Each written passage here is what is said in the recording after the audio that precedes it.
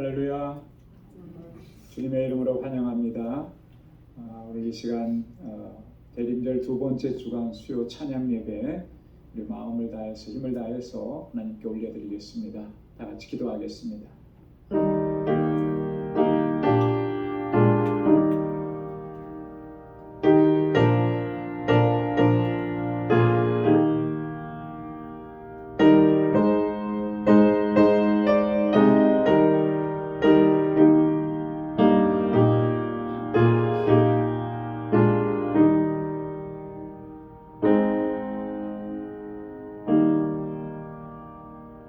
내가 항상 주와 함께하니 주께서 내 오른손을 붙드셨나이다. 주의 교훈으로 나를 인도하시고 후에는 영광으로 나를 영접하시리니 하늘에서는 주 외에 누가 내게 있으리요 땅에서는 주밖에 나의 사모할 자 없나이다. 내 육체와 마음은 쇠잔하나 하나님은 내 마음의 반석이시요 영원한 분깃이시라. 아멘. 자비하시고 은혜가 풍성하신 하나님, 주님의 크신 사랑과 은혜 너무 감사합니다. 성의로 지난 3일 동안도 저희들을 지키시고 보호해 주셨다가 오늘 이 저녁에 다시금 여호와 하나님 주님의 보좌 앞으로 불러주셔서 이렇게 하나님을 예배하고 찬양하며 경배케 하시니 감사합니다. 이 시간 우리 온 마음과 힘을 다하여 오직 하나님만을 예배하는 저희들 되게 하여 주옵소서. 우리의 심령을 만져주시고 다스려 주셔서 하나님 주의 거룩한 보혈로 우리를 정결하게 하시고 깨끗하게 하여 주옵소서. 오늘 주님께 올려드리는 이 예배가 하나님께서 받으시기에 합당한 예배가 되게 하시며 하나님 오늘도 주님의 예비하신 은혜와 평강으로 가득히 채워 주옵소서. 이 예수님의 이름으로 기원하옵나이다. 아멘.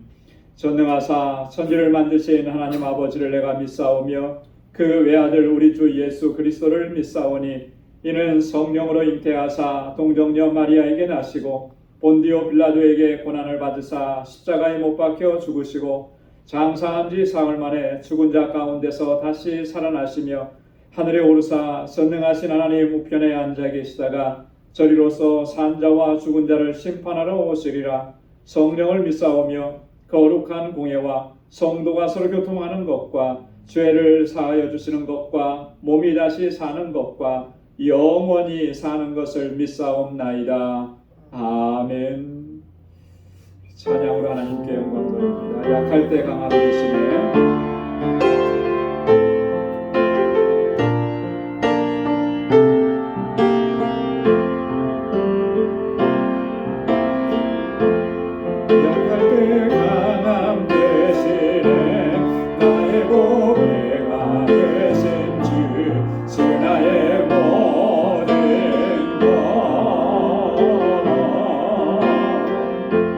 주 안에 있는 몸을 나는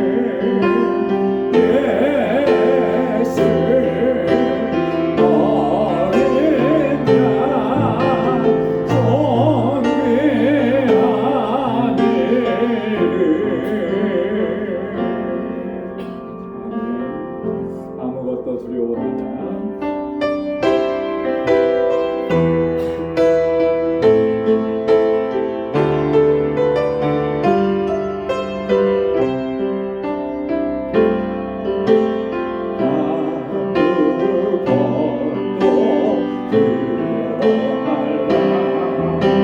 주 나의 하늘 지켜주시네. 놀라지 마라. 겁내지 마라.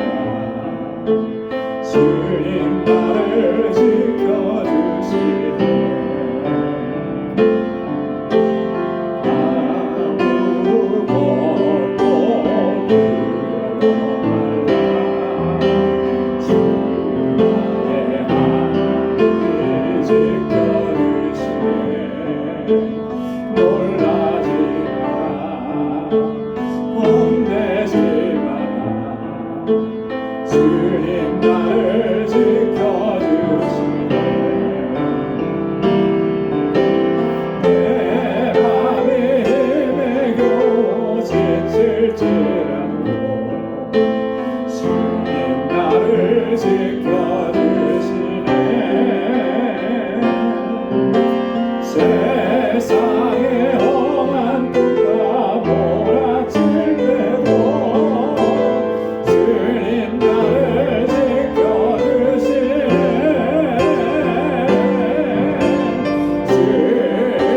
주님은 나의 산성, 주님은 나의 요새,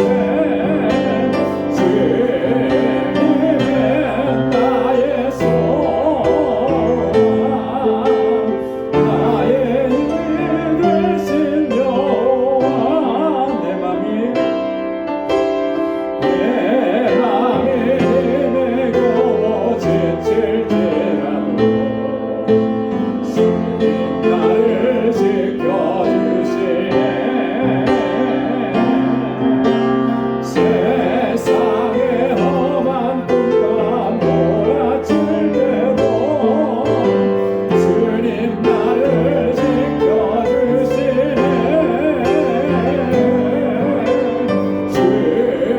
주님은 나의 산성, 주님은 나의 요새, 주님은 나의 소망, 나의 힘이 되신 여호와. 나의 힘이 되신 여호와. 아멘. 주님은 나의 산성, 나의 요새, 나의 소망이 되십니다. 나의 영원하신 기업,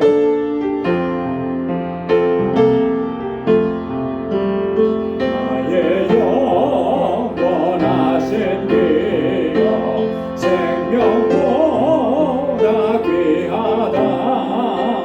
나의 갈 길 나가도록 나와 동행하소서. 주께로 가까이, 주께로 가오니. 나의 갈 길 나가도록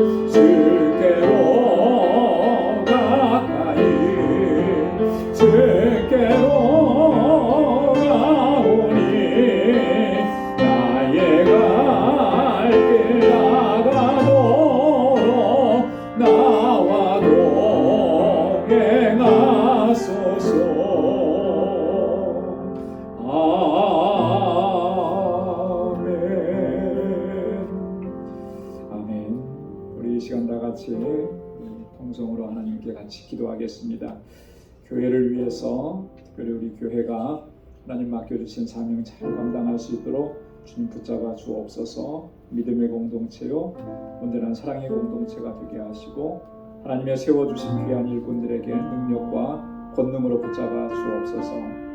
우리 이곳에서 자라나는 우리 어린 심령들, 우리 사랑하는 자녀들, 저들을 하나님께서 능력의 장중에 붙들어 주시기를 우리 교사들과 전도사님 위해서 기도해 주시고 세계 곳곳에서 복음을 증거하는 우리 선교사님들과 우리 알라메다 방주교회 사역자들을 위해서 함께 기도해 주시고 우리 교우들 가운데 육신의 연약함이 있는 분들이 있습니다. 특별히 또 이순재 권사님의 남동생 하나님께서 치유해 주시고 회복시켜 주시도록 함께 기도하고 우리 연로하신 어르신들을 위해서 같이 기도해 주시기 바랍니다. 또 우리 사랑하는 성도들의 가정과 또 허락해 주신 믿음의 기업들 또 이 시간 하나님 앞에 가지고 나온 우리의 간절한 기도의 제목 우리의 믿음이 하나님 앞에 더욱더 견고하게 설 수 있기를 위해서 우리 다 같이 통성으로 함께 기도하겠습니다. 거룩하신 아버지 하나님 참 감사합니다. 주님 사랑하셔서 매일매일의 삶이 하나님의 은혜 안에서 승리하는 삶이 되게 하신 하나님 감사합니다. 나를 구원하시고 자녀 삼아주시고 거룩한 백성이 되게 하신 여호와 하나님 주님의 은혜를 늘 기억하며 주님의 성호를 찬양하고 주의 이름을 높이며 오직 하나님의 뜻을 쫓아 살아가는 거룩한 백성이 되도록 저희를 붙잡아 주시옵소서. 이 시간 저희들의 마음을 같이하여서 함께 기도하기는 우리 방주교회 아버지 하나님께서 세우시고 뜻하신 바가 계셔서 아버지 하나님 이곳에 아버지 하나님 주의 백성들을 모아주시고 여기까지 인도해 주심을 감사합니다. 진정한 믿음의 공동체로 아름다운 사랑의 공동체로 소망이 가득한 공동체로 든든하게 생각하게 하셔서 이 세대 가운데 정말 구원의 방주가 되고 아버지 하나님 진리의 등대가 될 수 있도록 인도하여 주옵소서. 아버지 하나님 주님께서 택하신 영혼들을 주님께로 인도하는 이 귀한 사명을 잘 감당하는 우리 모두가 되게 하시고 이 일을 위해서 세워주신 하나님의 귀한 종들 기름 부어 세우신 하나님의 신실한 일꾼들에게 능력과 권능을 덧입혀 주옵소서.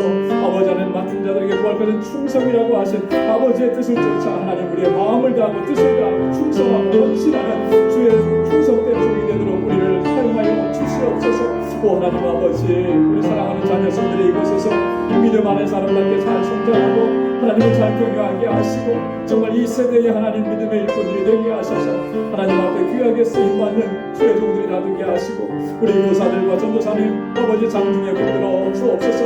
우리 유스그룹과 이엠이 날로 부흥하고 성장하게 하셔서 다음 세대를 이끌어가기에 부족함이 없도록 인도해 주옵소서.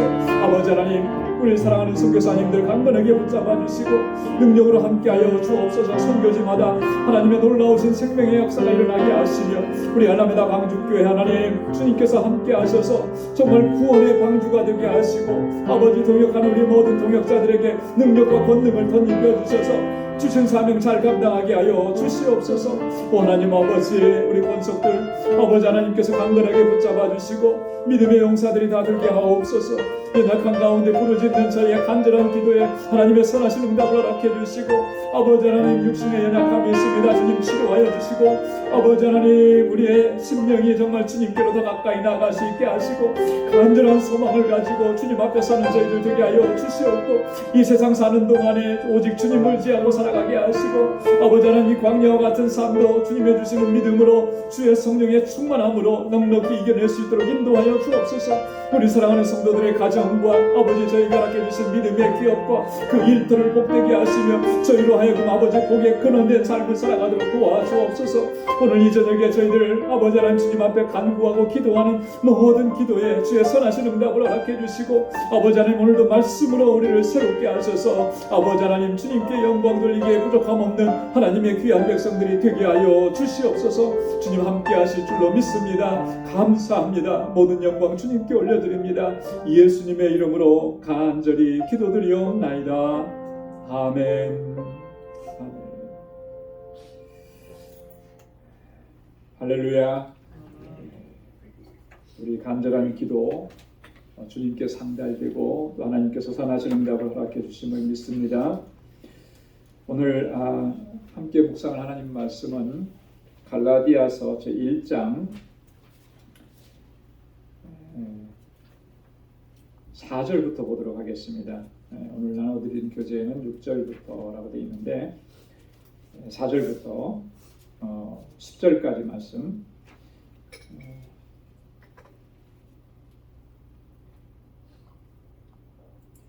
한 절씩 교독하겠습니다.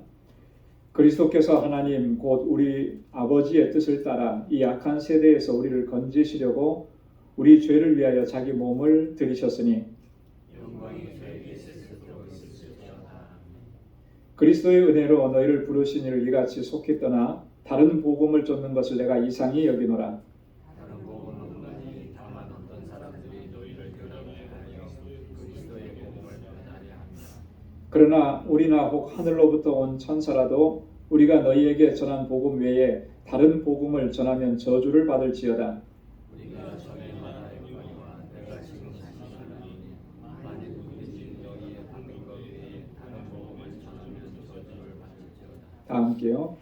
이제 내가 사람들에게 좋게 하랴 하나님께 좋게 하랴 사람들에게 기쁨을 구하랴 내가 지금까지 사람의 기쁨을 구하는 것이었다면 그리스도의 종이 아니니라. 아멘. 저희가 지난주부터 갈라디아서의 말씀을 같이 묵상하기를 시작을 했습니다. 원래는 1절부터 5절까지의 말씀을 다 하기로 했는데 다 마치지를 못했고요. 지난주에 우리가 그 1절부터 3절까지 바울이 갈라디아 지역에 있는 교회들의 성도들에게 문안 인사하는 그런 내용까지는 좀 살펴봤습니다. 바울이 항상 문안 인사를 할 때마다 같은 패턴으로 인사를 해요. 그게 뭐냐면 은혜와 평강이 너에게 있을지어다. 은혜라는 게 뭐라 그랬죠? 은혜? 뭘 은혜라고 하는 거예요? 그렇죠. 값없이 거저주시는 선물이 은혜인데 그게 구체적으로 뭡니까? 우리를 구원하신 거죠. 그렇죠? 우리를 구원하신 거예요.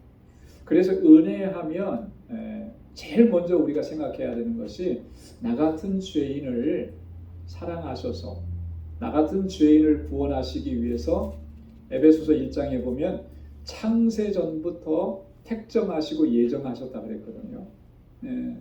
그런 우리를 창세전부터 택정하시고 하나님의 구원 계획 속에 나를 포함시켜 주셔서 때가 돼서 나를 하나님의 자녀로 삼아주신 거예요. 여러분 이거 생각하면 너무너무나 정말 감격스럽지 않을 수가 없는 거죠. 그죠?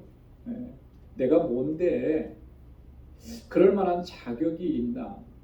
만약에 자격을 보고 심사하는 것 같았으면 과연 누가 그 부르심 앞에 택하심 앞에 당당하게 나는 1등은 못 돼도 등수 안에는 들었다 이렇게 얘기하고 그렇게 할 만한 사람이 누가 있겠는가. 저는 그걸 생각하면 아닌 것 같아요. 그런 자격 없는 우리를 택하셔서 하나님의 자녀, 백성 삼아주신 거예요. 이게 은혜라고 하는 거죠. 사실 이거 하나만 생각하면 다른 거는 그렇게 중요한 게 아니에요. 그죠? 우리가 잘 됐을 때 하나님의 은혜입니다. 물론 하나님의 은혜죠. 성공했을 때 하나님의 은혜입니다. 하나님의 은혜예요.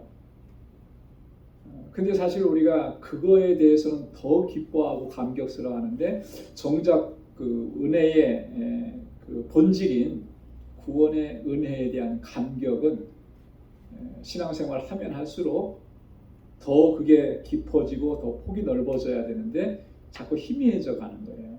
이게 사실 문제인 거죠. 여러분 이게 결코 희미해져서는 안 되는 거죠. 우리가 하루를 더 살면 그 은혜에 대한 감격이 더 풍성해져야 할 줄로 믿습니다. 그 은혜를 얘기하는 거고요. 그 은혜를 받았기 때문에 우리가 뭘 누리는 거죠? 평강을 누리는 겁니다. 평강. 세상에서 문제가 없고 어려움이 없고 그래서 주어지는 그런 평화가 아니라 본질적인 평화예요. 내 죄의 문제가 해결되었기 때문에 그렇기 때문에 주시는 하나님의 평화. 이게 이제 우리 안에 있는 거예요. 그래서 세상이 어떻게 되든지 어떤 어려움이 있든지 어떤 환난이 있든지 그것에 의해서 우리가 좌우되지 않고 그런 것과 상관없이 하나님이 주시는 영적인 내적인 평화가 있다라고 하는 것이죠. 그래서 바울은 항상 이렇게 인사를 한 거예요. 은혜와 평강이 너희에게 있을지어다. 여러분 우리가 말로 하기는 좀 쉽지는 않아요. 그죠? 그런데 요즘에는 뭘 많이 합니까? 카톡, SNS 많이 하잖아요. 카톡을 이렇게 할 때마다 인사를 하고 문안할 때 그렇게 한번 해보십시오. 하나님의 은혜와 평강이 항상 가득하기를 바랍니다. 그 문구를 하나 딱 넣어서 보내면 참 받는 사람도 너무 감사할 것 같아요. 좋을 것 같아요.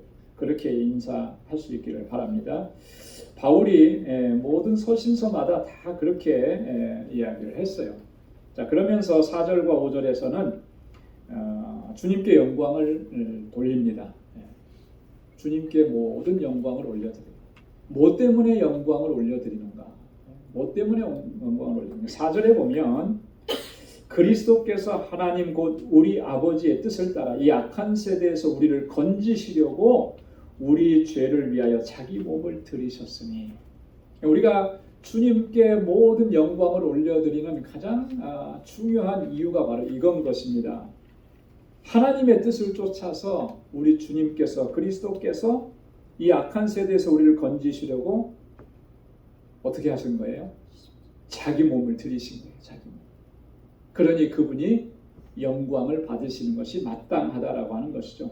여기 보면 그리스도께서 하나님 곧 우리 아버지의 뜻을 따라서, 그리스도께서 우리 주님께서 단독적으로 행하신 것이 아니라 하나님의 뜻을 따라서 그 뜻에 순종을 하셨다라고 하는 거예요. 우리의 구원은요, 성부 하나님께서 계획하신 것입니다. 삼위일체 하나님께서 우리의 구원에 다 역사하신 것인데, 우리가 좀 그거를 조금 세분화해 보면 성부 하나님은 뭘 하신 거예요? 우리의 구원을 계획하셨고, 그 계획을 성취하신 분은 누굽니까? 성자 예수 그리스도. 예수 그리스도는 그 하나님의 뜻을 따라서 순종해서 인간의 몸을 입고 이 땅에 오셔서 십자가에 달려 돌아가시면서 하나님의 구원 계획을 이루신 거예요. 성취하신 거예요. 자, 그럼 성령 하나님은 뭘 하신 거예요? 2000년 전에 예수님께서 성취하신 그 구원의 역사가 오늘 나에게 현재적으로 임하도록 전달해 주신 것이죠. 성령께서 우리를 먼저 찾아와 주셔서 우리 마음에 뭘 심어 주셨을까요? 믿음을 심어 주신 거예요. 그래서 예수 그리스도의 그 십자가 구속의 사건이 내 죄를 사하신 사건이라고 하는 것이 믿어지게 하신 거예요. 그 역사는 성령께서 하시는 거라는 거예요. 그 성부, 성자, 성령이 나의 구원에 대해서 이렇게 세분화해서 역사하셨다라고 하는 거 우리가 꼭 기억을 해야 합니다. 에베소서 1장 4절 5절에도 보면 이 성부 하나님께서 그 기쁘신 뜻대로 우리를 다 예정하셨다. 또 에베소 3장 11절에도 보면 우리 주 예수 그리스도 예수 안에서 예정하신 뜻대로 하셨다. 그런데 영원부터 그렇게 하셨다라고 하는 거예요. 자, 그래서 예수님께서는 여러분 겟세마네 동산에서 기도하실 때 예수님께서 뭐라고 기도하셨습니까? 내 뜻대로 마옵시고 나의 원대로 마옵시고 아버지의 원대로 하옵소서 그랬어요. 아버지의 뜻대로 하옵소서. 마지막 순간까지 예수님은 그렇게 하나님의 뜻에 순종하시는 기도를 하시면서 하나님의 구원을 성취해 나가셨다라고 하는 것입니다. 이 악한 세대에서 우리를 건지시려고 그렇게 하신 거예요. 여러분 이 세대가 얼마나 악한 세대입니까? 그죠? 그대로 이 악한 세대에 놔두면 결국 우리는 멸망을 당할 수밖에 없는 거예요. 근데 거기서 건져내신 거죠. 창세기 6장에 보면 그 노아의 홍수 시대에 대한 이야기가 나옵니다. 그죠? 자, 그 노아의 홍수가 있었던 그 시대는 세상은 정말 말할 수 없이 패역한 세대였습니다. 하나님께서 심판하시지 않으면 안 되는 그런 세대였다라고 하는 거예요. 자, 그런데 그런 세대 가운데에서 하나님은 노아를 택하셔서 노아로 하여금 뭘 만들려고 그랬어요?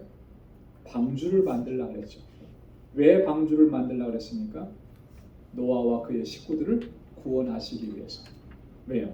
이제 장차 이 악한 세대를 하나님께서 심판하실 것이기 때문에. 그래서 이 노아의 방주는 바로 예수 그리스도를 예표하는 거예요. 그죠? 수천 년이 지난 이후에 예수께서 우리 이 땅에 메시아로 오셔서 방주가 되어 주신 거죠. 구원의 방주가 되어 주신 거예요. 그래서 우리로 하여금 그 방주 안에 다 들어오게 하신 것입니다. 우리를 이 악한 세대에서 구원하시기 위해서 주님께서 어떻게 하셨냐면 자기 몸을 들이셨다 그랬습니다. 자기 몸을 제물로 드렸다라고 하는 거예요. 마태복음 20장 28절에서 예수님이 그렇게 말씀하셨죠. 자기 목숨을 많은 사람의 대속물로 주려 함이라. 인자가 온 것은 그 목적이 이거라는 거예요. 자신의 몸을 우리를 대속하는 대속물로 바치기 위해서, 드리기 위해서 그렇게 오셨다 그랬고요. 히브리서 10장 10절에도 보면 예수 그리스도의 몸을 단번에 들이심으로 우리가 거룩함을 입었느니라 그렇게 얘기합니다. 주님께서 몸을 들이셨기 때문에, 주님께서 자신을 다 들이시고 죽으셨기 때문에 우리 안에 뭐가 이루어졌냐면 의로움, 거룩함이 이루어졌다고 이렇게 말씀을 하시는 거예요. 그렇기 때문에 영광을 받으실 분은 누굽니까? 예수 그리스도 우리 주님인 것이죠. 그래서 5절에 영광이 저에게 세세토록 있을지어다 그렇게 말씀하는 것입니다. 여러분, 바울이 이렇게 하나님께 주님께 영광을 돌렸던 것처럼 오늘 우리도 마찬가지죠. 하나님께서 우리를 통해서 행하셨던 그 놀라우신 역사들을 통해서 오직 하나님께만, 주님께만 그 역사를 이루신 분에게 영광을 돌려야 할 줄로 믿습니다. 그래서 내가 영광을 차지하려고 하면 절대로 안 되는 거예요. 내 이름이 나려고 하면 절대로 안 되는 거예요. 사실 그래서 교회에 뭐 어떤 행사나 무슨 일이나 이런 걸 했을 때 그 사람의 이름을 이렇게 새겨두는 것은 그렇게 썩 이렇게 영적으로 유익하지는 않아요. 물론 기념이 되고 기억이 되고 이런 의미에서는 조금 의미가 있을지 모르지만 본질적으로 그 의미에서는 여러분 그 일을 하게 하신 분이 누구세요? 하나님이시잖아요. 그죠? 내가 물질로 무슨 일을 했다 그러면 그 물질을 주신 분이 누구십니까? 하나님이 주셨고요. 내가 지혜로 그 일을 했다 그러면 그 지혜를 주신 분이 누구예요? 하나님께서 주신 거잖아요. 그러니까 우리는 그 지혜대로 그 주신 물질을 그대로 사용하기만 되는, 하나님의 영광을 위해서 사용하기만 하면 되는 것이고 모든 영광은 하나님이 받으셔야 되는 거죠. 우리는 사라져야 되는 거예요. 그게 바른 모습인 것이죠. 그래서 우리가 무엇을 하든지 어디에 있든지 오직 하나님께만 영광을 돌리고 하나님이 영광 받으시는 저와 여러분들의 삶과 사역이 될 수 있기를 주님의 이름으로 축원합니다. 자, 그 다음에 이제 오늘 6절부터 10절까지의 말씀인데요. 자, 굉장히 이 바울의 어조가 달라집니다. 그죠? 다른 복음은 없다. 이렇게 아주 강한 어조로 이야기하기 시작합니다.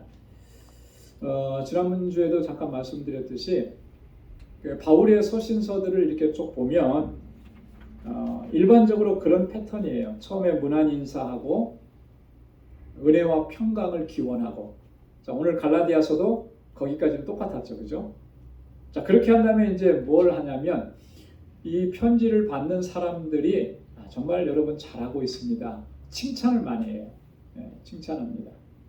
그리고 그 칭찬 이후에 이제 본인이 본격적으로 하고 싶은 이야기를 합니다. 그래서 권고라든지 책망할 일이 있으면 그때 가서 이제 책망을 하고 그래요. 이게 이제 바울의 일반적인 바울의 편지의 일반적인 형태인데 오늘 이 갈라디아서에서는 좀 그렇지가 않아요. 문안 인사하고 곧바로 책망과 경고가 주어지고 있습니다. 왜 그렇게까지 해야 했을까? 여러분 곧바로 책망이 주어지고 곧바로 이런 어떤 권고가 주어진다라고 하는 것은 그만큼 이 갈라디아 지역에 있는 교회들이 직면하고 있는 문제가 굉장히 심각하다라고 하는 것을 볼 수가 있는 거죠. 너무나 심각하기 때문에 지금 뭐 칭찬해주고 격려해주고 이럴 겨를이 없는 거예요. 당장의 이 문제를 바로잡아야 하는 것이죠. 뭐가 그렇게 갈라디아 교회 성도들을 위험하게 만들었느냐? 그 내용이 이제 본문에 나오는 것입니다. 다른 복음은 없다 그러잖아요, 그죠? 그럼 뭐예요? 문제가 된 게 다른 복음이라고 이름 붙여진 그 일 때문에 이제 문제가 된 거죠. 이거는 한 개인의 어떤 신앙의 문제를 떠나서 그 공동체 전체도 위험해질 수 있는 그런 상황이었기 때문에 바울이 이렇게까지 이야기를 합니다. 자, 6절 말씀을 한번 보시기 바랍니다. 그리스도의 은혜로 너희를 부르신 이를 이같이 속히 떠나 다른 복음 쫓는 것을 내가 이상히 여기노라. 여러분, 우리를 부르신 부르심은 그리스도의 은혜로 부르셨다 그러잖아요, 그죠? 여러분, 그 그리스도의 은혜는 뭐죠? 어떤 걸 은혜라 그랬어요? 우리를 구원하시는 은혜라 그랬어요, 그죠? 주님께서 자신을 대속물로 내어주시고 십자가에 달려서 내 죄를 대신해서 돌아가시면서 우리를 구원해 주신 은혜, 이게 이제 그리스도의 은혜인데 그 은혜로 우리를 부르셨습니다. 그 부르신 분은 성부 하나님이신 거죠. 부르시는 방법은 그리스도의 은혜로 부르신 거예요. 은혜로 우리에게 그 은혜를 주심으로 우리로 하여금 하나님의 백성, 하나님의 자녀가 되게 하시는 거죠. 그래서 에베소서 1장 5절에도 보면 예수 그리스도로 말미암아 자기의 아들들이 되게 하셨다 이렇게 말씀하셨고요. 로마서 3장 24절에도 보면 그리스도 예수 안에 있는 구속으로 말미암아 하나님의 은혜로 값없이 의롭다 하심을 얻은 자 되었느니라 이렇게 말씀합니다. 이런 말씀들은 너무나 중요한 말씀들이에요. 그래서 우리가 잘 기억하고 있어야 합니다. 그리스도 안에 있는 구속으로 말미암아 하나님의 은혜로 우리를 값없이 의롭다 하심을 얻은 자 되게 하셨다라고 하는 것이죠. 자, 그런데 바울이 지금 뭐라고 얘기합니까? 이같이 속히 떠나서 다른 복음을 쫓는 것을 내가 이상히 여기노라 그래요. 여기 다른 복음이라는 게 뭘까요? 이 다른 복음이 뭐라 그랬죠? 여기서 바울이 말하는 다른 복음이라고 하는 건 사실 본질적으로 다른 복음이라는 것은 없는 거예요. 그렇죠? 복음 외에 또 다른 복음이 있습니까? 없죠. 근데 굳이 말을 붙여야 되니까 다른 복음이라고 얘기한 건데 그게 뭐냐면 대부분의 초대교회들이 이런 위험을 갖고 있었는데 바로 유대의 율법주의자들이 주장하면서 성도들을 미혹해 했던 그런 내용. 자, 율법주의자들은 그럼 어떤 내용을 가지고 미혹을 한 것이겠습니까? 예수를 믿어서 구원받기도 하지만 그 복음으로 말미암아 구원받는 거 맞지만 그게 완전하지 않다라고 하는 거예요. 거기에 플러스 해야 될 것이 있다라고 하는 거죠. 그게 뭐냐면 할례를 받아야 되고 율법을 철저하게 지켜야 된다라고. 그래야만 구원이 완성이 된다. 그래서 이 율법을 행하는 것, 할례를 받는 것을 구원의 조건으로 제시하는 거예요. 여러분, 이게 맞는 얘기겠습니까? 그렇지 않은 거죠. 바울이 전한 복음은 우리가 구원 얻는 길은 뭐예요? 오직 믿음으로, 그죠? 예수 그리스도를 믿음으로 해요. 그거밖에는 없는 거예요. 지금도 마찬가지죠. 우리가 구원 얻는 것은 예수 그리스도를 믿음으로, 나에게 그 믿음을 주셨고 내가 예수 그리스도를 믿었기 때문에 주님 하나님께서 나를 구원하신 거예요. 그거 외에는 없는 겁니다. 자, 그런데 거기에다가 자꾸 뭔가 다른 것들을 갖다 붙이려고 하면 그러면 이제 그게 문제가 되는 거예요. 여러분, 오늘날에도 보면 그런 얘기들을 참 많이 하는 것을 봐요. 뭐냐면 신앙생활 하면서 이런 거예요. 정말 뭘 많이 해야만 우리가 하나님 앞에 더 큰 은혜를 받고 더 복을 받고 구원을 얻는다. 그러면서 막 헌금을 많이 해야 된다고 강조하고, 그죠? 또 뭐 어떤 교회 안에서 봉사를 많이 해야 된다고 강조하고, 그렇게 해서 어떤 행위를 통해서 내 구원이 완성되는 것처럼 그렇게 얘기를 합니다. 그래서 아주 경쟁적으로 막 그 일들을 행하게. 여러분 이렇게 하는 것은 이게 대단히 잘못된 거예요. 지금 바울이 얘기하는 것처럼 이게 유대 율법주의자들이 했던 것과 똑같은 거죠. 여러분 우리에게서 나타나는 그런 어떤 행위라고 하는 거, 내가 최선을 다해서 봉헌하고 최선을 다해서 봉사하고 하는 것은 이건 내가 구원받았기 때문에 하나님의 은혜가 감사해서 우리가 행하는 결과들이라는 거예요. 그죠? 자, 그런데 그것이 하나의 조건이 되어서 내가 이렇게 했기 때문에 내가 구원의 완성에 이르고 하나님의 은혜에 이르게 되었다. 이건 잘못된 것이 아닌 거죠. 바울이 지금 그걸 얘기하는 거예요. 이런 다른 복음을 쫓아서 가는 것을 내가 이상히 여긴다. 이상히 여긴다. 그거 참 이상하다. 뭐 단순하게 이상하다라고 하는 그런 의미가 아니고요. 본질적인 의미는 이런 거예요. 놀랍다. 놀랍다. 실망스럽다. 그런 얘기예요. 너무너무나 실망스러운 거예요. 어떻게 그럴 수가 있느냐는 거죠. 복음으로 말미암아 구원을 받았는데 어떻게 이같이 속히 그것을 떠나느냐. 여러분 이 속히 떠난다라고 하는 표현이요. 보통 이제 이런 경우에 많이 있어요. 예수 그리스도를 영접했지만 그 믿음이 견고하지 못하니까 어떤 시험이 왔을 때, 유혹이 왔을 때 너무 쉽게 넘어져 버려요. 이 부분을 생각하면 저 학교 다닐 때, 고등학교 때 그 친구에 대한 생각이 나요. 그리고 그때도 너무너무 안타까워했었는데 그게 뭐냐면 고등학교 친구하고 친했던 친구가 있어서 그 친구를 전도해서 교회에 같이 다녔어요. 그래서 아주 열심히 잘했는데 교회 나온 지 얼마 안 지나서 갑자기 교회를 안 나오고 다른 교회로 가는 거예요. 너무 안타까웠죠. 근데 이 다른 교회로 간 데가 거기가 뭐냐면 그 성락교회라는 데요. 여러분 성락교회 아시나요? 한국에? 베레아. 베레아 2단에서 그 교회를 창립했던 사람이 김기동 목사인가요? 그렇죠.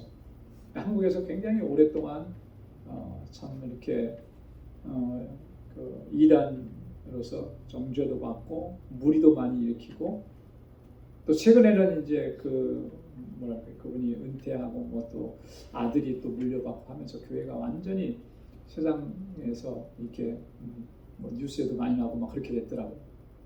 근데 거기에 빠져 들어가는 거예요.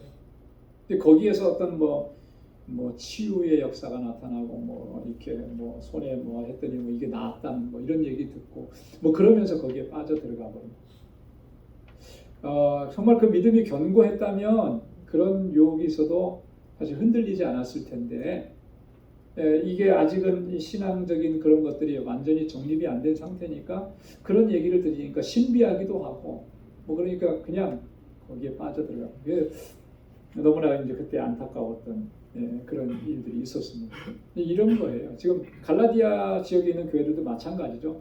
바울이 복음을 전해서 예수 그리스도를 영접했지만 아직은 믿음이 견고하지 않은 거예요. 그 자리에 유대 율법주의자들이 와서 야, 복음으로만 구원받는 게 아니야. 너희도 율법을 지켜야 돼. 할 일을 받아야 돼. 이러면서 미혹을 받고 흔들리게 되었다라고 하는 것입니다. 자, 그래서 바울이 7절에서 강하게 얘기합니다. 다른 복음은 없다. 다만 어떤 사람들이 너희를 요란케 하여 그리스도의 복음을 변하려 함이라 이렇게 얘기합니다. 여기서 말하는 어떤 사람들이 바로 유대 율법주의자들이 얘기하는 것이죠. 너희를 요란케 한다라고 하는 거예요. 요란케 한다. 요란케 한다라고 하는 이 말은요, 혼란에 빠뜨린다라고 하는 그런 의미입니다. 그래서 이 갈라디아 교회 성도들로 하여금 혼란스럽게 만드는 거예요. 그렇게 해서 믿음에서부터 멀어지게 하고 그리스도의 복음을 변하려 하는 그런 행위들이었다. 그리스도의 복음을 변하려 한다라고 하는 이 말은 뒤집어 엎으려고 한다라고 하는 그런 의미죠. 바울이 이렇게 진리를 말했는데 마치 어떤 그릇 안에 음식이 담겨져 있는데 그 그릇을 엎어버리면 어떻게 되겠습니까? 그 안에 있는 음식은 먹을 수가 없게 되는 거잖아요. 그런 식으로 만들어 버렸다. 바울이 이렇게 얘기합니다. 그러면서 다른 복음은 없다. 이렇게 얘기합니다. 다른 복음을 없다고 이렇게 말하는 이 속에는 뭐가 담겨져 있느냐면 오직 예수 그리스도의 복음만이 유일하다라고 하는 것을 강조하는 그런 내용입니다. 자, 그러면서 8절에 가면 자, 그러나 우리나 혹 하늘로부터 온 천사라도 우리가 너희에게 전한 복음 외에 다른 복음을 전하면 뭘 받을 것이라 그래요? 저주를 받을 것이다. 이렇게 얘기합니다. 저주. 다른 복음을 전하면 저주를 받을지어다.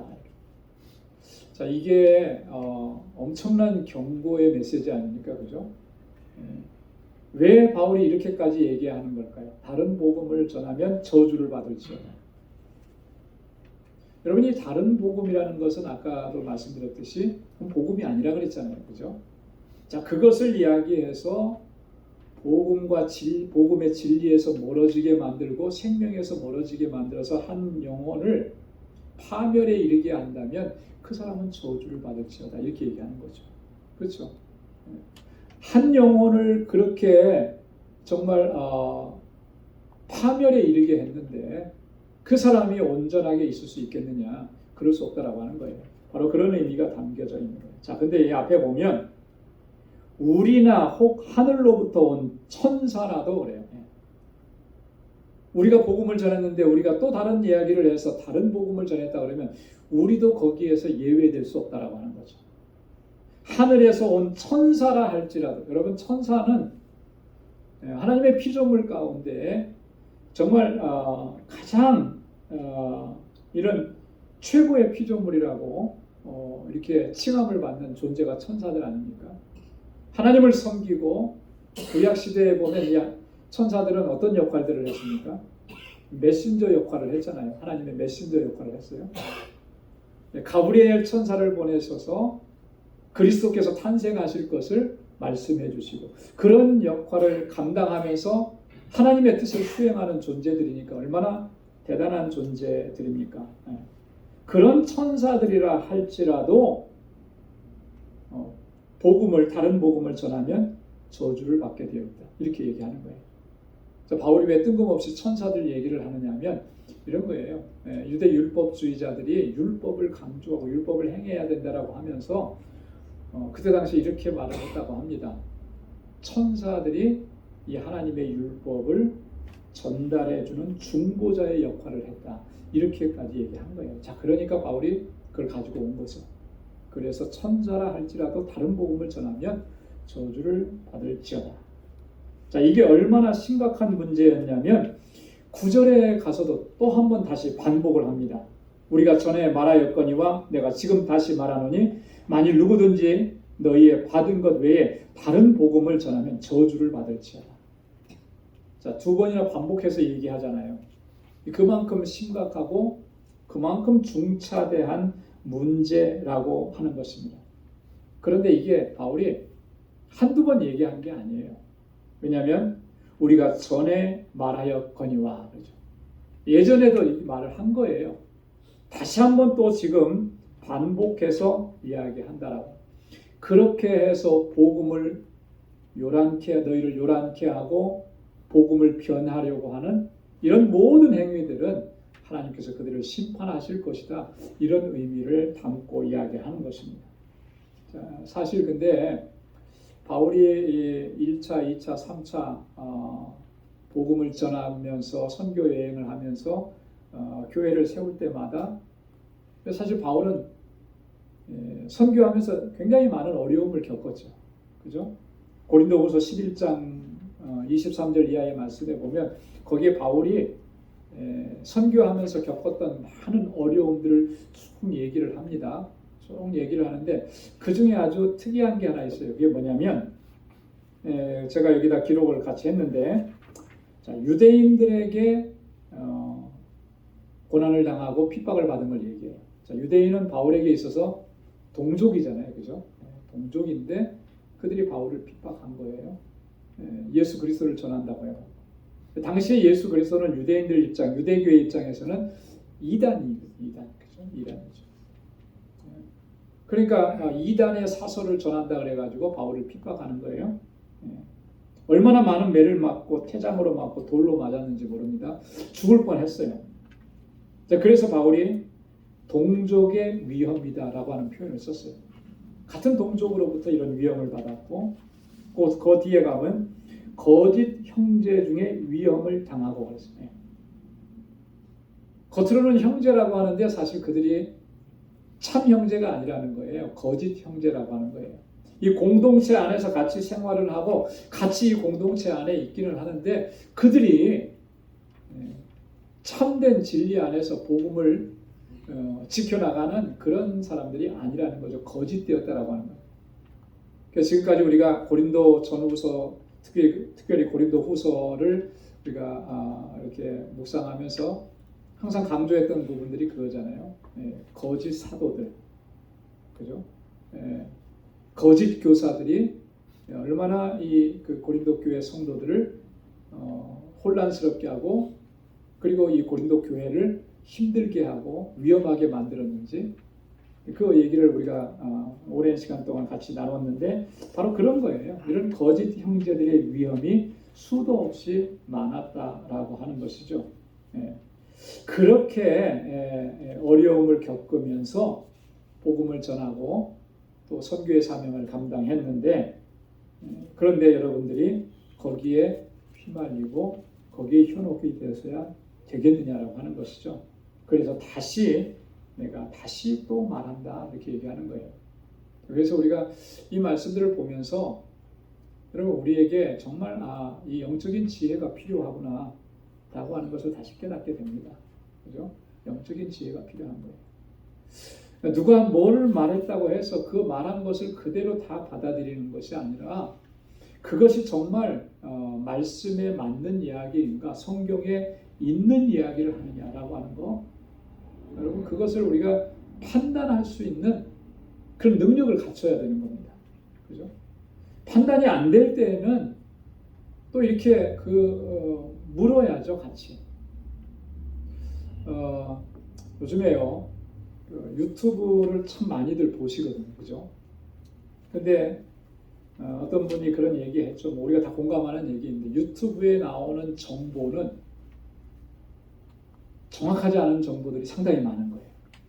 그렇죠? 제가 한 번은 무슨 기사 내용을 보면서 이렇게 정말 굉장히 감동 깊게 봤어요.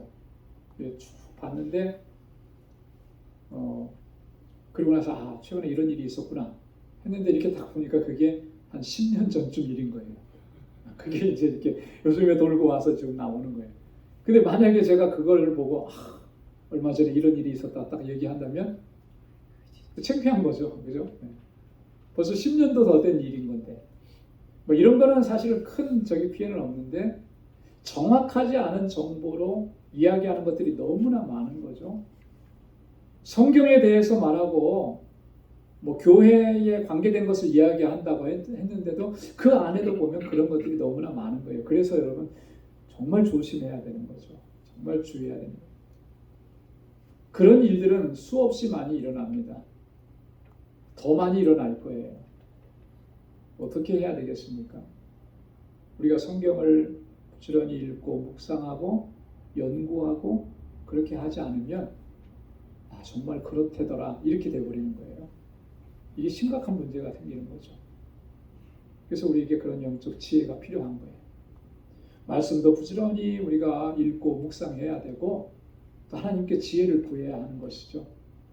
이 세대를 바로 볼 수 있는 그런 지혜, 그 영적인 눈, 이것이 우리에게 주어지기를 우리가 간절하게 사모하고 하나님 앞에 엎드려야 하는 것입니다. 그래야만 나를 지킬 수 있고 또 이 자리에 앉아 계신 여러분들은 다 교회의 리더들인데 우리 공동체를 지켜나갈 수가 있는 거예요. 그러지 못하면 이 갈라디아 교회가 위험에 처했던 것처럼 그런 위험에 처할 수도 있다라고 하는 거예요. 이게 사실은 우리에게 주시는 경고인 것이죠. 자, 그러면서 이제 마지막 10절에서는 바울이 이렇게 얘기합니다. 참된 그리스도의 종의 특징이 뭔지를 여기서 얘기해요. 자, 10절 말씀을 우리 같이 한번 읽어보도록 하겠습니다. 이제 내가 사람들에게 좋게 하랴 하나님께 좋게 하랴 사람들에게 기쁨을 구하랴 내가 지금까지 사람의 기쁨을 구하는 것이었다면 그리스도의 종이 아니니라. 아멘. 여러분 이게 정말 중요한 원칙입니다. 내가 정말 사람들을 좋게 하냐 사람들에게 기쁨을 구하느냐 아니면 내가 정말 하나님을 기쁘시게 하고 하나님께 좋게 하고 하나님의 기쁨을 구하느냐. 이 기준이 참된 그리스도의 종이냐 아니냐를 결정짓는다라고 하는 거예요. 바울이 분명하게 얘기했죠. 사람의 기쁨을 구하는 것이었다면 그리스도의 종이 아니라는 거예요. 아니라는 거예요. 근데 참 유혹은 이게 유혹이 더 많은 거예요. 그죠? 사람들의 마음을 만족시켜주고 사람들이 좋아하고 사람들이 기뻐하는 모습을 보고 그 사람이 나를 기뻐해주고 뭐 이런 것들을 우리가 많이 구하는 거예요. 이거 유혹인 거죠. 자, 그렇다면 바울은 단호하게 얘기하죠. 내가 만약에 그렇게 사람의 기쁨, 이게 결국은 뭐냐면 사람에게 초점을 맞춘다라고 하는 거거든요. 지금까지 모든 사역들이 사람에게 초점을 맞추는 사역이었다면 나는 더 이상 그리스도의 종이 아니다라고 하는 거예요. 오직 하나님께만 초점을 맞추고 하나님 기뻐하시는 일. 그래서 때때로 하나님께서는 기뻐하시는데 사람들은 싫어할 수도 있습니다. 그렇죠? 하나님께서 기뻐하시는 일을 사람들도 기뻐하는 일이라면 좋겠는데 그건 너무너무 좋은 거죠. 그런데 하나님께서는 좋아하시고 기뻐하시는 일인데 사람들은 안 좋아하는 일이 있을 수 있어요. 그러면은 우리가 대부분 경우 어떻게 해야 됩니까? 사람들이 안 좋아하니까 그 일을 안 해요. 그리고 반대로 사람들이 좋아하는 일만을 쫓아가요. 이거는 참된 그리스도의 종의 자세가 아니라고 하는 것이죠. 그래서 우리 그리스도인들이 갖추고 있어야 될 가장 중요한 자세, 그 기준을 오늘 바울이 지금 이야기하고 있는 것입니다. 여러분 이거 하나만 생각하면 돼요. 여러분 나를 부르신 분이 누구십니까? 하나님이시잖아요. 그렇죠? 나를 세우신 분이 누구십니까? 하나님이시죠. 하나님이시죠. 자, 나에게 직분을 맡겨주시고 나에게 사명을 주신 분이 누구시냐는 거죠. 하나님이시죠.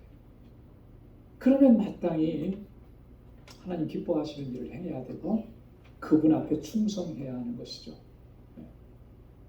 이건 너무나 당연한 거 아니겠습니까? 이거 하나만 생각하면 그러면 우리가 고민할 이유가 하나도 없는 거예요. 나를 구원해 주신 분이 누군가? 그죠? 나로 하여금 목회자가 되게 하신 분이 누군가?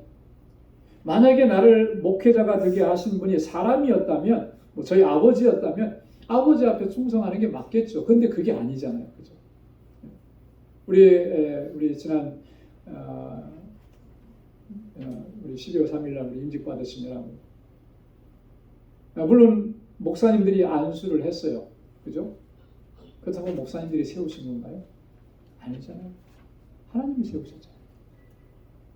하나님께서 여러분들을 택하셔서 하나님께서 세우신 거예요. 직분을 주신 거예요. 자, 그렇다면 하나님께서 기뻐하시는 일들을 힘써야 하는 것이죠. 비록 그것이 사람들이 기뻐하지 않는 일이라 할지라도 우리는 하나님께서 기뻐하시는 일들을 쫓아가야 돼요. 바울은 그렇게 했고 그것이 부름받은 사람의 마땅한 자세라고 오늘 우리에게 이야기하는 것입니다. 디모데전서 1장 12절에 보면 나를 능하게 하신 그리스도 예수 우리 주께 내가 감사함은 나를 충성되게 여겨 내게 직분을 맡기시느니 나를 충성되게 여기셔서 직분을 맡겨주셨기 때문에 그분 앞에 내가 충성을 한다라고 하는 거죠. 디모데후서 2장 4절에도 보면 군사로 다니는 자는 자기 생활에 얽매이는 자가 하나도 없나니 이는 군사로 모집한 자를 기쁘게 하려 함이라. 자기 생활에 얽매이지 않는 겁니다. 왜 그렇게 하냐면 나를 모집해 준 그분을 기쁘시게 하기 위해서 나를 불러주신 하나님을 기쁘게 하기 위해서 내가 지금까지 사람의 기쁨을 구하는 것이었다면 그리스도의 종이 아니니라 그랬는데 바울이 여기서만 얘기한 게 아니에요. 데살로니가전서 2장 4절에도 보면 오직 하나님의 옳게 여기심을 입어 복음 전할 부탁을 받았으니 우리가 이와 같이 말하면 사람을 기쁘게 하려 함이 아니요 오직 우리 마음을 감찰하시는 하나님을 기쁘시게 하려 함이니라. 데살로니가전서 2장 5절에도 보면 너희도 알거니와 우리가 아무 때에도 아첨의 말이나 탐심의 탈을 쓰지 아니한 것을 하나님이 증거하시느니라. 아첨의 말을 하지 않았다. 아첨은 언제 하는 거예요? 아첨하는 말은 언제 하죠? 그 사람을 기쁘게 하려고 하는 거잖아요. 그죠? 그렇게 해서 뭔가 내가 이익을 얻으려고 하는 거 아니겠습니까? 사람에게 초점이 맞춰져 있으니까 아첨하는 말을 하는 거죠. 바울은 그렇게 하지 않았다. 데살로니가전서 2장 6절에도 보면 너희에게든지 다른 이에게든지 사람에게는 영광을 붙이 아니하고 사람이 박수 치는 거 그거 그냥 관심 없다라고 하는 거예요. 그렇죠? 하나님께서 기뻐해 주시고 하나님께서 잘했도다 착하고 충성된 종아 이렇게 해 주시는 거 그것만 바라봤다라고 하는 것이죠. 여러분 우리에게 주신 이 사명들 또 우리에게 주신 직분들 오늘 저와 여러분들도 그렇게 오직 하나님의 영광을 위해서 하나님께서 기뻐하시는 일들을 언제나 최선을 다해서 감당하는 우리 모두가 될 수 있기를 주님의 이름으로 축원합니다. 기도하겠습니다. 하나님 아버지 감사합니다. 오늘도 하나님 귀한 말씀을 저희들에게 들려주시고 우리가 하나님 앞에 어떻게 서야 하고 어떻게 주신 직분과 사명을 감당해야 하는지를 다시 한번 마음에 새길 수 있도록 은혜 주셔서 감사합니다. 사람의 기쁨을 구하지 않게 하시고 오직 하나님의 기쁨을 구하는 저희들 되게 하여 주옵소서. 우리에게 주신 은혜와 하나님의 귀한 역사를 통해서 오직 하나님께만 영광을 돌리는 아버지 앞에 신실한 종으로 설 수 있는 우리 방주의 권속들이 다 되게 하여 주옵소서. 주님의 나라에 이를 때까지 주님의 주시는 능력으로 주님의 주시는 지혜로 주님께서 허락해 주신 은혜로 오직 하나님의 뜻을 쫓아서 행할 수 있는 우리 모두가 되게 하여 주옵소서. 이제는 우리 주 예수 그리스도의 무한하신 은혜와 하나님 아버지의 크고 놀라우신 사랑과 성령의 위로 교통 충만하심의 역사가 주님의 뜻 안에서 하나님의 영광을 위해서 살아가기로 결단하는 우리 방주의 모든 믿음의 권속들과 저들의 가정, 직장, 생업의 터전 후에 이제로부터 영원까지 함께 하시기를 간절히 축원하옵나이다. 아멘.